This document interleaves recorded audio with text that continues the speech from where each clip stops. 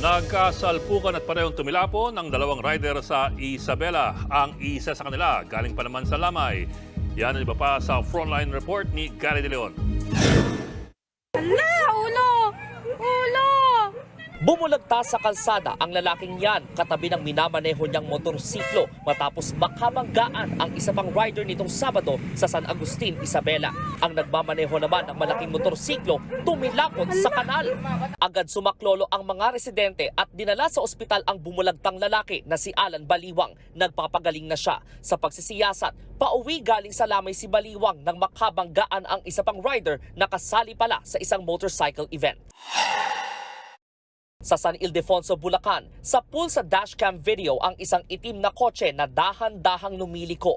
Ilang saglit pa, sinalpok ito ng kasunod na truck. Pero hindi lang ang kotse ang nadisgrasya. Sa isa pang kuha ng CCTV, isang motorsiklo ang inararo ng truck.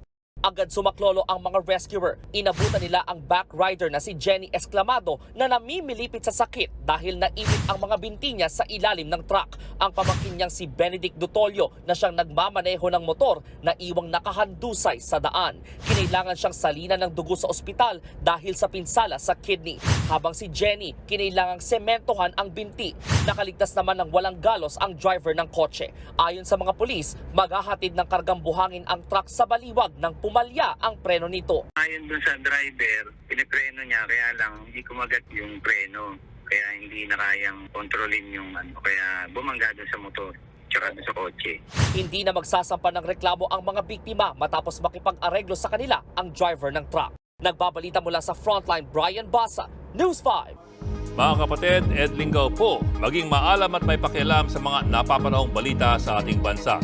Para sa mas malalimang pagtalakay at paghimay sa mga issue at headlines, tumutok lamang at pag-subscribe sa social media pages ng News 5.